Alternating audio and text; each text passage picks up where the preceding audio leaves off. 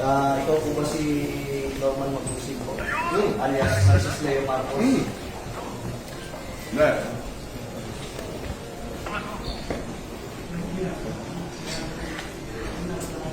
Okay. Parang saan yan? Bago pa po yun, ayanin kong masahan ko po kayo ng Kita mo, sir? Kita mo. operatiba ng CIDG.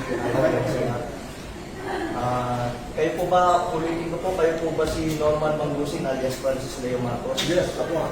Kayo ay aming inaaresto sa bisa ng warrant of arrest na issue ng RTC Branch 294 Paranaque City for violation of unjust fixation under Article 287 of Revised Penal Code as amended in relation to Section 6 of RA 10175. Kayo ay may karapatang manahimik, sir, o sa walang tigo, o ano man ang inyong sabihin ay maaaring gawing pabor o laban sa inyo. Sa anumang hukuman, kayo rin ay may karapatan kumuha ng sarili ng abogado at kung wala po kayong sariling abogado, kayo po ay pagkakalooban ng libre ng gobyerno. Kayo rin po ay kumuha ng sarili ng doktor na magsusuri ng inyo. Sir, pwede paano po yan? Ano nyo yung karapatan po? Sige. Kayo rin po ay may karapatan po magpasuri sa sino mang doktor, at kung wala po kayong kakayahan, ay pagkakalooban po kayo ng libre din po ng gobyerno, ng doktor na susuri po sa inyo. Okay. Ito po, naiintindihan niyo po ba ang inyong mga karapatan? Naiintindihan ko. Okay po, kayo po ay sasama po sa amin para po sa inyong... Attorney, ito po, basahin po. unjust fixation daw sa Paranaque. Hindi ko alam kung sino complainant nito.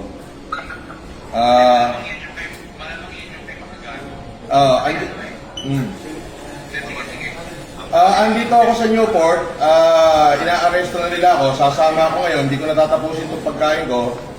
Inilive na nila ako. Pwede bang sasama na lang ako, Brad? Huwag mo na ako ipahiya. Hindi, kailangan po kasi may procedure po tayo. Sige, sandali. Iramin ko lang. May procedure po tayo, sir. Attorney, nasa ka ba? Oo, kailangan bilan nyo na ako rito.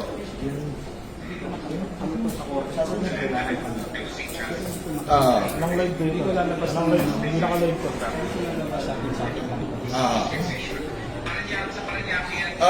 Sandali lang, kausapin ko lang abogado ko. Sa Paranaque, eto, binibidyoan na ako rito. Ewan ko kung may vlogger dito. Wala dito. Andito na. May warrant, 120,000 yung bid, 12 counts of unjust fixation. Ano?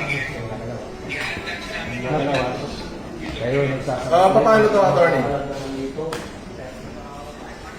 Andito na ako pala, tinigilan pa kami.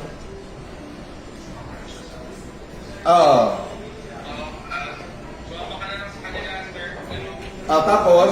Pwede po kayong kasuhan ng obstruction of justice, Sige, please. Sasabihin nyo, hindi nyo pa alam. Binabawalan nyo kami mag-video, pero pwede pa lang mag-vlog. Pwede ba yun?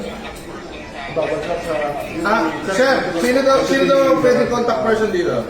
Sa pag-video naman, sir. Sir, sa CIDG-NCR na lang, sir. Sa Camp Crame. Nakasad yun. Bawat CIDG-NCR kailangan. So, doon ako dadalhin sa CIDG-NCR. Yes, sir. Yung Krame. Yun nga po. So, dadalhin daw ako sa CIDG-NCR Camp Krame. Ay, hindi ba ganun yung process? Pag may warrant at meron po kami reliable knowledge. Doon daw ang office ng CIDG-NCR sa Camp Krame. Pwede namin pasukin. Wala makakapigil sa amin. Sir, yung warrant, sir, is all over the Philippines, sir. Nation daw, wait daw yung warrant. Maayos mo yung coordination namin with PLP. Kaya Hindi naman sa warrant yun. pag may ganito operation at kailangan talaga i-video, we need to inform mo na si Taco. Ganun po kasi yung process ng Taco. Opo, may process po. Pero yun nga po, may knowledge na po. At so, bibigay sa business na ito po, dito natin. Pwede mong malis. Sandali, attorney. Ano yan, pwede mong ano yan eh. Pwede mong... Tara